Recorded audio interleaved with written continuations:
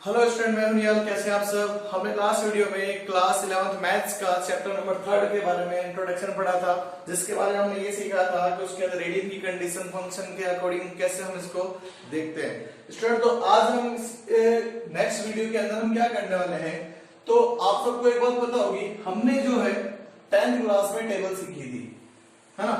हमने 10th class में table बनानी सीखी थी और उस टेबल के अंदर हम क्या करते थे, लास्ट कितनी वैल्यू लेते थे, जैसे साइन, कॉस, टेन, कॉट, सेक, कोसेक, ये सब थी ना। और इसके अंदर भी हमारे पास क्या होता था, डिग्री की बात करते हैं तो डिग्री भी तो कुछ होती थी हमारे पास। डिग्री में अगर मैं बात करूं तो हमने 0 डिग्री का सीखा था, 0 डिग्री की वैल्यू कितनी होती है। फिर 30 सीखा, उसके बाद हमने 45 डिग्री सीखा था, फिर 60 डिग्री सीखा था और लास्ट हमने 90 डिग्री सीखा था। तो स्टूडेंट अब हम क्या करेंगे, अब हम आगे बढ़ेंगे, आगे कहां पे 180 डिग्री, क्लियर, और 270 डिग्री। नेक्स्ट हमारे पास बात करते हैं 360 डिग्री। तो लास्ट हम क्या करेंगे, अब इस टेबल में हम यहां तक आगे पहुंचने वाले हैं। तो अब देखा जाए तो हमें 90 डिग्री तक की टेबल तो पता ही थी कभी कैसे बनती थी, लेकिन अब हमारे पास आ गया 180 डिग्री, 270 डिग्री और 360 डिग्री। अब इसके बारे में हम कैसे समझेंगे ये हमें नहीं पता, तो हम क्या करते हैं, हम ये देखते हैं कि भाई हमारे पास जो नेक्स्ट टेबल बनती है कौन सी, 180, 270, 360 डिग्री, इसका बनाना हमें किस प्रकार से सीखना है। क्योंकि हमें क्या है, यहां तक आई होप मेरे अकॉर्डिंग वैल्यू हम सबको याद भी हो गई होगी, क्योंकि हमने 10th क्लास में इस टेबल को इतनी बार बनाया है कि हमें साइन कोस की टेबल तो सारी बनानी आ चुकी है। लेकिन हमें अब क्या करना है, हमें अब नेक्स्ट वैल्यू सीखने के लिए मैं आपको सिंपल सी ट्रिक बता रहा हूं, इस ट्रिक को अपने को फॉलो करना और आपको कभी भी टेबल को याद करने की जरूरत नहीं है। सिर्फ साइन कोस की 2 वैल्यू आ गई ना, तो इसके अकॉर्डिंग आप चाहे कोई भी वैल्यू लो और वैल्यू आप फाइंड आउट कर सकते हो। जैसे बात करते हैं, अब यहां से समझना, जैसे अपने ग्राफ हम सबको पता है ना, हमने ग्राफ बनाया था अपने 10th क्लास के अंदर, हम लेते थे इसको x x dash y and y dash, ये ओरिजिन पॉइंट होता था, है ना। मैं क्या करता हूं, इस ग्राफ के ऊपर एक यूनिट सर्किल ड्रॉ करने वाला, यूनिट सर्किल जिसकी रेडियस मेरे पास 1 सेंटीमीटर है या सिर्फ 1 रह जाए, 1 यूनिट मतलब एक्सवाइजेड यूनिट हमारे पास कोई भी हो, मैं 1 यूनिट का, इसलिए मैंने बोला यूनिट सर्किल ड्रॉ कर रहा हूं जिसकी वैल्यू मेरे पास कितनी आई, 1। तो मैंने ये ड्रॉ किया, ध्यान से समझना, भाई, ये मैंने ड्रॉ किया, क्लियर। अब ये ड्रॉ मैंने अगर किया है तो इसके अकॉर्डिंग अब मैं ये देखूं, कभी जो मेरे पास नेक्स्ट ऑफ कंडीशन है उस कंडीशन को फॉलो करने के लिए मेरे को क्या करना है, यहाँ पे एक कंडीशन लेनी है और इस कंडीशन के अकॉर्डिंग में आपको मैं ये बताने वाला हूं इसमें मेरे पास क्या क्या कंडीशन किस टाइप से बनने वाली, थोड़ा इस कंडीशन को ध्यान से समझना, ठीक है। तो अब मैं क्या करता हूं, यहां पर मैंने एक, जैसे मान लो मैं इस लाइन को, इस पॉइंट, इस लाइन को मैं क्या कहता हूं, जैसे हमने पहले पढ़ा था ना भाई, मेरे पास क्या होता था, ये इनिशियल लाइन होती थी, इसके ऊपर टर्मिनेशन लाइन पड़ी थी ना, मैं इनिशियल लाइन, ये टर्मिनेट लाइन, साइड पड़ी थी, initial line side, terminate side, भाई मैंने प्रारंभिक भुजांतिक, तो वही मैं यहाँ पे करने वाला हूं। मैंने क्या किया, एक, ध्यान से समझना एकदम, मैंने एक साइड को जिसमें थीटा मेरे पास कुछ मैंने बना दिया, क्लियर, ये बात यहाँ तक क्लियर हो गई। अब एक बात ध्यान से समझना, अगर मैंने बनाया तो इस ग्राफ के ऊपर मेरे पास एक पॉइंट बन गया होगा, इस पॉइंट को मैं क्या कहता हूं, x, y। क्यों? क्योंकि मेरे को पता ही नहीं ना पॉइंट क्या है। अब एक बात बताओ, सीधी सी बात है, मैं ग्राफ की बात करूं, मैं बोलता हूं जैसे मान लो यहाँ पे एक पॉइंट है, तो आप ये कहोगे ना सर कोऑर्डिनेट पॉइंट हमारे पास, जैसे मैं बोलूं 2,3 है, तो आप कहोगे सर x तो मेरे पास 2 है और y मेरे पास 3 है, लेकिन मेरे को यहाँ पे ये पता नहीं है x कितना y कितना। मैं यहाँ पे पहले आपको ये बताऊंगा कि इस x और y को हम चेंज किसमें करने वाले हैं, x और y हमें पता चल जाएगा। उसके बाद क्या रहेगा, इसकी टेबल बनाना 1 मिनट का काम है। सबसे पहले हम ये x और y की कंडीशन जो साइन और कोस की कंडीशन में आती है वो कैसे आएगी, इसके बारे में हम सबसे पहले यहाँ पे समझने वाले हैं। तो स्टूडेंट ध्यान से देखना, तो जैसे मान लो मैंने भी बोला तो हमारे पास अगर इस ग्राफ के अंदर अगर मैंने इस पॉइंट पे, ये कौन सी पॉइंट साइड थी मेरे पास, टर्मिनेटिंग साइड थी ना, इनिशियल साइड से टर्मिनेटिंग साइड तक मैंने एक लाइन को मूव किया। अब यहां पे अगर ये पहुंचा तो देखो, अब ग्राफ की कंडीशन देखिए ना, ये वाली कंडीशन को हम क्या कहते हैं, x कहते हैं, और ये वाली कंडीशन को हम क्या कहते हैं, y कहते हैं ना। एक्स और वाई की इसने कुछ लोकेशन पॉइंट दे दिया जिसको हमने कोऑर्डिनेट पॉइंट बोलते हैं एक्स और वाई। ये मेरे पास बन गया। अब ये एक्स और वाई मेरे को वैसे पता नहीं है तो कंडीशन क्या है। अब एक बात थोड़ी सी और ध्यान से समझना, जैसे मेरे पास यहाँ पे क्या है एक्स और वाई बना, तो मेरे पास देखा जाए तो मैं इस ट्रायंगल का नाम देता हूं ए एंड बी। तो मैं इस ट्रायंगल को साइड में लेता हूं, ठीक है, इस ट्रायंगल को मैंने साइड में ले लिया। ये मेरे को पता है कितना है x है और ये मेरे को पता है कितना है y है और इसकी वैल्यू कितनी है 1। अब आप कहोगे सर 1 क्यों, तो चेक करो ना, सेंटर से a तक ये रेडियस ही, जिसकी रेडियस मैं पहले ही बोल चुका हूं कितनी है 1 सेंटीमीटर है। भाई देखा जाए तो मैं इसको ये बोल सकता हूं हाइपोटेन्यूज। ध्यान से देखना, ये थीटा है, थीटा के सामने परपेंडिकुलर बेस, ये परपेंडिकुलर ये बेस और ये बना मेरे पास हाइपोटेन्यूज। परपेंडिकुलर की वैल्यू मेरे पास कितनी है y है, बेस की वैल्यू मेरे पास कितनी है x है और हाइपोटेन्यूज की वैल्यू कितनी है 1 है। थीटा के सामने लंब होता है ट्रिग्नोमेट्री रेशियो, क्लास 10th के अंदर हमने पढ़ा था, जिसके अंदर मैंने आपको स्टार्टिंग में सबसे पहले रेशियो के बारे में समझाया था। तो वही मेरे पास ये p, ये b और ये 1, भाई लंब आधार और कर्ण। तो लंब मेरे पास y आ गया, आधार मेरे पास b आ गया और कर्ण मेरे पास 1 आ गया। अब ध्यान से समझना, अगर मैं इसके अंदर रिलेशन निकालूं और इसके अंदर रिलेशन निकालूं तो मेरे पास क्या रहेगा, ध्यान से देखना, थीटा के सामने क्या होता है परपेंडिकुलर और ये होता है मेरे पास क्या हाइपोटेन्यूज। तो लेते हैं क्या p और h किस में आता है sin थीटा में। sin थीटा में कंडीशन आती है ना p अपॉन h, भाई लिख देता हूं लंब बटा कर्ण होता है। sin थीटा की बात करो थीटा, ठीक है, थीटा तो थीटा ही रहना, थीटा की थीटा ही है ना। परपेंडिकुलर कितना मेरे पास y और हाइपोटेन्यूज कितना है 1, तो क्रॉस मल्टीप्लाई करते हैं तो मेरे पास कितना आएगा, ध्यान से देखो, ये आया मेरे पास y इक्वल में sin थीटा। आई थिंक ये बात क्लियर हो गई अभी मेरे अकॉर्डिंग। भाई y की वैल्यू यहां पे कितनी मिल रही है sin थीटा मिल रही है। क्लियर, ऐसा का ऐसा मेरे पास क्या है बेस और हाइपोटेन्यूज में रिलेशन निकालते हैं। भाई b अपॉन में h, भाई आधार बटे में कर्ण किसमें होता है, तो लिखते हैं cos थीटा में होता है ना। यहाँ पे ट्रायंगल की कंडीशन है, पहले इसी ट्रायंगल को ले रहा हूं मैं, नाम लिख देता हूं वापस इसका, ये b है AOB और अगेन वापस वही है, ध्यान रखना ट्रायंगल दोनों के अंदर एक ही ट्रायंगल दो कंडीशन लगाई है, पहले ये अब ये। cos थीटा जो होता है मेरे पास होता है b अपॉन में h, आधार बटे में कर्ण, cos थीटा है, थीटा तो थीटा रहना है, चेंज है ही नहीं कोई वैल्यू। b मेरे पास कितना है x, कर्ण मेरे पास कितना हाइपोटेन्यूज जिसको मैंने लिखा है 1। तो ध्यान से देखो क्रॉस मल्टीप्लाई करते हैं तो x इक्वल में कितना आ गया cos थीटा। ये शायद तक क्लियर हो गया होगा मेरे अकॉर्डिंग। क्लियर, अब एक बात बताओ, ये जो x और y है क्या मैं इसको cos थीटा sin थीटा नहीं लिख सकता? आई थिंक ये बात मेरे अकॉर्डिंग सबकी क्लियर हो गई होगी। सबसे पहले हमने क्या किया, एक ग्राफ के अंदर एक यूनिट सर्कल ड्रॉ किया।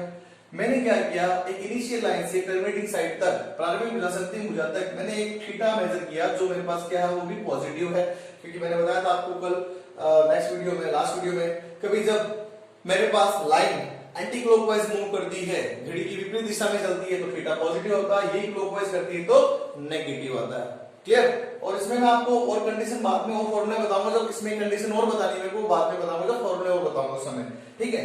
तो मैंने क्या लिया, ये लिया जिसमें मेरे को x और y पॉइंट मिल रहे थे, जिससे मैंने ग्राफ के दो पॉइंट बनाए x और y। इस x और y की वैल्यू मैंने फाइंड आउट कर ली, कितनी होती है cos थीटा और sin थीटा। क्लियर, यहां तक आप इस वीडियो को पॉज करके नोट कर लीजिए। अब अपने आगे चलते हैं, इसमें क्या आगे अपने ये देखना हमें, कभी मेरे पास जो टेबल बन रही ट्रिग्नोमेट्री की वो कैसे बनने वाली है उसके बारे में डिस्कस करते हैं। अब एक स्टेप थोड़ा ध्यान से समझना, देखो ये सेंटर से के ऊपर जो ओरिजिन पॉइंट है, यहां से मैंने यूनिट सर्कल ड्रॉ किया तो श्योर है इसने इस एक्सिस को, इसको चारों को कहीं ना कहीं इंटरसेक्ट किया ना।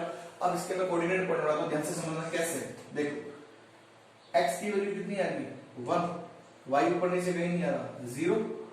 इधर चलते हैं, यहां से इसने इस पॉइंट को यहां पे भी कट किया है ना, तो यहां पे देखो x की वैल्यू कितनी आ रही है 0, लेकिन y कितना आ रहा है 1 पे।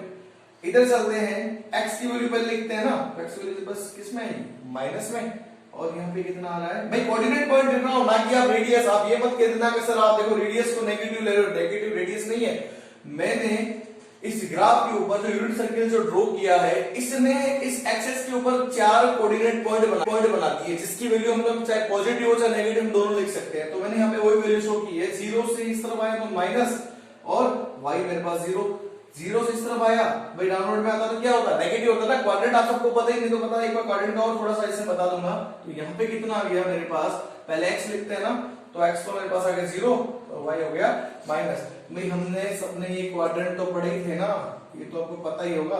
यहाँ पे पॉजिटिव पॉजिटिव होता है, यहाँ पे नेगेटिव पॉजिटिव होता है, यहाँ पे नेगेटिव नेगेटिव होता है, और यहाँ पे पॉजिटिव और नेगेटिव होता है। बस वही वैल्यू मैंने यहाँ पे शो कर दी है। क्लियर, शायद मेरा अकॉर्डिंग आपके सबके यहाँ पे क्लियर हो गया होगा।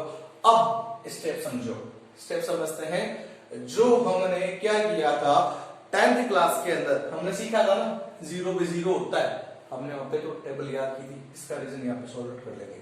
0 पे 0 होता है, कैसे होता है वो बताएंगे। चेक करना ध्यान से। मेरे पास अब यहाँ पे क्या, हमें वैल्यू को कंपैरिजन करके लिखना है। पहले मैं दो वैल्यू कंपैरिजन करके दिखा रहा हूँ आपको, क्योंकि वैसे आपको पता ही है 0 डिग्री पे और 90 डिग्री पे आपको वैल्यू पता है ना।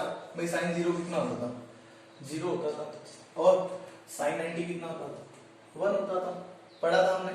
और बात करते हैं अपोजिट में, तो cos थीटा 0 की बात करते हैं, 0 पे ये 1 होता था, और 90 पे ये 0 होता था ना। इन वैल्यू को हम यहाँ पे क्या करते हैं, चेक करेंगे क्या ये 10th क्लास में जो कंडीशन पढ़ी थी क्या वो यहाँ पे सही दे रहा है नहीं दे रहा है। वो वैल्यू अगर सही दे देगा तो इसका मतलब हम टेबल जो बना रहे हैं वो करेक्ट बनेगी। अगर वो वैल्यू इसने गलत दे दी, इसका मींस हम ये कहेंगे भाई आगे की जितनी भी टेबल सारी गलत होगी। तो हम यहाँ पे क्या करें, पहले उसी वैल्यू को चेक करते जो हमने 10th क्लास में बना के आए थे, है ना। तो देखो ध्यान से, सबसे पहले बात करते हैं अपने, अगर मैं थीटा की वैल्यू ध्यान से देखना 0 डिग्री लेता हूं, और कोऑर्डिनेट पॉइंट मेरे पास जहां पे भी आते हैं, ये भी कोऑर्डिनेट पॉइंट, ये भी कोऑर्डिनेट पॉइंट को कंपैरिजन किससे करना है, cos थीटा और sin थीटा से। ध्यान से देखो, थीटा की वैल्यू 0 डिग्री और sin थीटा भी 0 डिग्री। ध्यान से देखो, ये कोऑर्डिनेट पॉइंट है, इस कोऑर्डिनेट पॉइंट को इससे कंपैरिजन करो, ठीक है। cos थीटा 0 डिग्री पे, cos थीटा 0 डिग्री पे, ये cos की वैल्यू होती है पहले 1, sin थीटा 0 डिग्री पर कितना हो रहा है, 0। चेक करो, हमारे पास अभी वैल्यू है ना, sin theta 0, cos theta 1। Clear. अब बात करते हैं ये क्वाड्रेंट यहां से यहां पे आया, इसमें देखा जाए तो ये वैल्यू आ रही है, देखिए मैं इस वैल्यू बना लेके पहले ये वैल्यू ले रहे हैं, ये यहां से यहां तक आया, तो सीधी सी बात है एक राइट एंगल बना 90 डिग्री बने, first quadrant right angle triangle तो बनाता है। तो 90 डिग्री के ऊपर अब थीटा मेरे पास कितना है, यहाँ पे एक वैल्यू रखता हूं, अगर थीटा मेरे पास 90 डिग्री आ जाए, कितना आ जाए 90 डिग्री आ जाए, तो चेक करो cos 90 डिग्री और sin 90 डिग्री पे चेक करते हैं। पहले क्या होगा, cos 90 पे 0 और sin 90 पे 1। चेक करें, cos 90 पे 0, sin 90 पे 1। क्लियर है, इसका मतलब हमारी टेबल एकदम करेक्ट बन गई। इसका मतलब अब जो मैं वैल्यू बनाऊंगा मेरे को कंपैरिजन करके लिखना है और कुछ नहीं करना। ये कंपैरिजन है ना, ये लिख दो और आंसर आ गया, खत्म, फिल अप हो गई टेबल हमारी। क्लियर, ये बात समझ में आ रही ना। तो अब देखो, हमने दो वैल्यू चेक करी, ये हमें पता चल गई ये करेक्ट है, और बाकी जो ये वैल्यू है आपको वही है जो हमने 10th क्लास से पढ़ के आए थे, वही लिख देते हैं। पहले 0, 1/2, 1/√2, यहाँ पे है √3/2, चेंज कर लेते हैं, √3/2, 1/√2, ये 1/2, ये टेबल तो भर चुकी है, क्योंकि 10th क्लास में जो मैंने जो पढ़ी थी कंडीशन, इन दो को चेक करना जरूरी था। ये रीचेक करने पे पता चल गया हमारी जो टेबल थी, हमने जो 10th क्लास में बनाई थी वो हमने एकदम सही बनाई थी, हमने कोई गलती नहीं की थी उसके अंदर, हमारे पास वैल्यू भी आई वो सारी आई थी। क्लियर। तो अब हम क्या करते हैं, आगे वाली वैल्यू कंपैरिजन करके लिखना है बस। तो ये 0 डिग्री 90 डिग्री मैंने बता दिया। अब नेक्स्ट मेरे पास आता है थीटा, कितना थीटा आता है मेरे पास 180 डिग्री। तो चेक करते हैं, पहले क्या आता है cos थीटा, cos 180, sin 180। तो ध्यान से देखो, पहले cos आता है ना, तो पहले cos की वैल्यू है, cos की वैल्यू 1 है, sin की वैल्यू 0 रख देते हैं। sin 180 पे 0, cos 180 पे -1 बन गया। नेक्स्ट थीटा हमारे पास एक और ले लेते हैं, थीटा देखो मेरे पास कितना, यहाँ पे पहुंच गया 270 डिग्री पे। तो 270 डिग्री पे अगर मैं पहुंचता हूं तो देखो cos 270 डिग्री, sin 270 डिग्री। ध्यान रखना, अक्सर ये स्टूडेंट की कंफ्यूजन होती है, क्योंकि अक्सर मैंने ये बात नोटिस करी है, टीचर क्या करते हैं, डायरेक्ट बताते हैं यहाँ पे कोई कोऑर्डिनेट पॉइंट आया जिसको अपने cos थीटा sin थीटा लेंगे, तो वो क्या कहते हैं, रट्टा मार देते हैं। जैसे सीधी सी बात है, यहाँ पे जो भी कंडीशन आ रही है cos थीटा sin थीटा आएगा। अब मैं आपसे पूछूं पहले cos क्यों आया, फिर बाद में sin क्यों आया, तो हमने इसका रीजन दे दिया ना। हमने एक ट्रायंगल बना के देखा ट्रिग्नोमेट्रिक रेशियो की हेल्प से, x और y का जो कोऑर्डिनेट था जिसको हम डिनोट करते हैं x और y से, वो x कंपेयर करता है cos थीटा को और y कंपेयर करता है sin थीटा को। तो इससे हमारे पास क्या हुआ, हमें ये कंडीशन पता चल गई कि मेरे पास जो वैल्यू आ रही है वो क्या आ रही है 270 जैसे मान लो डिग्री में जो भी वैल्यू आ रही है वो एकदम करेक्ट वैल्यू बनती जा रही है, ठीक है ना। क्योंकि मैंने ये नोटिस किया है, यहाँ पे क्या होगा बता देते हैं, cos थीटा होगा भाई x एक्सिस पे हमेशा cos थीटा, y एक्सिस पे हमेशा sin थीटा। बस यही दो बात बताते, ये कभी नहीं बताते कि cos थीटा sin थीटा कैसे बना। क्लियर। अब मेरे पास क्या हुआ 270 चेक करते हैं। पहले क्या था, cos थीटा को बताता है, cos थीटा कितना 0, sin थीटा कितना -1, तो sin 270 पे -1 और cos 270 पे 0। क्लियर।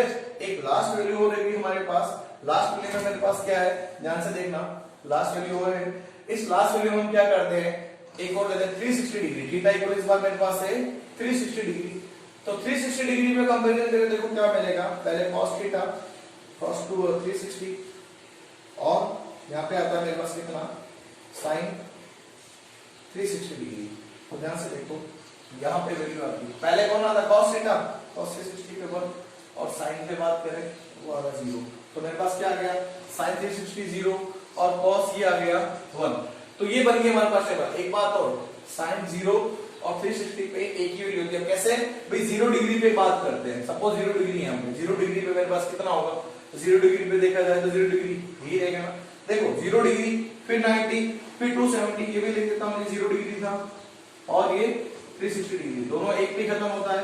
ये मेरे पास था 90 डिग्री, इसको अपने बोलते हैं 270 डिग्री, इसको अपने बोलते हैं कितना, सुन क्या, इसको बोलते हैं 180 डिग्री और इसको बोलते हैं 270 डिग्री। और ये वाली बात मैंने आपको जो लास्ट वीडियो पढ़ाया था उसमें मैंने रेडियन बताया था ना, टेबल बना के रेडियन में सारी वैल्यू को शो किया था। तो रेडियन में भी ध्यान रखना, 0 को 0 लिखते हैं, इसको अपने कितना है 360 अपने पाई अपॉन में 6, इसको लिखते हैं पाई अपॉन में 4, इसको लिखते हैं पाई अपॉन में 3, इसको लिखते हैं पाई अपॉन में 2, इसको लिखते हैं अपने क्या पाई, और इसको यहाँ पे लिख देता हूँ, लिखते हैं 3 पाई अपॉन में 2 और लास्ट ये होता है मेरे पास 2 पाई। जो मैंने आपको कल रेडियन और डिग्री में चेक करना बताया था ना, उस कंडीशन से ये वैल्यू आती है। तो स्टूडेंट ये हमारे पास बन गई ट्रिग्नोमेट्री टेबल। ये टेबल जो आपकी है ये ध्यान रखना 11th क्लास में फिजिक्स में भी काम आएगी, क्योंकि फिजिक्स में भी जब आप वैल्यू लोगे वहां पे डिग्री मेजरमेंट जब आएगा तो उस समय भी आपको टेबल ये ध्यान रखनी है। अब किसी स्टूडेंट के दिमाग में ये बात चल रही होगी कि सर मेरे पास आपने तो ये वैल्यू बताई लेकिन 90 के बाद में कुछ और भी वैल्यू आती है, कैसे वो वैल्यू कहां चलेगी? तो वो वैल्यू मैं आपको तब बताऊंगा जब मैं क्वाड्रेंट के फॉर्मूले बता दूंगा। जब मैं इन 4 क्वाड्रेंट के फॉर्मूले बनाएंगे ना, उस समय मैं आपको वैल्यू को ब्रेक करना सिखाऊंगा। कि वैल्यू को ब्रेक करके मेरे पास मान लो अभी जैसे है 90 है, ठीक है, मैं बोलूं 120 डिग्री पे वैल्यू देखो, तो आपको अक्सर 120 डिग्री कैसे लाएंगे, 150 पे देखो, है ना। तो ये वैल्यू हमें क्या करनी है, जैसे मान लो 135 पे देखो और मान लो से सपोज ये 90 आ गया तो वो भी मेरे पास आ गया वापस कितना 150 पे देखो। ऐसी वैल्यू हमें क्या करनी है, जब ऐसी वैल्यू आएगी तो हम जब क्वाड्रेंट के फॉर्मूले से लिखेंगे उसके साथ में वैल्यू को ब्रेक करना सिखाएंगे। क्लियर?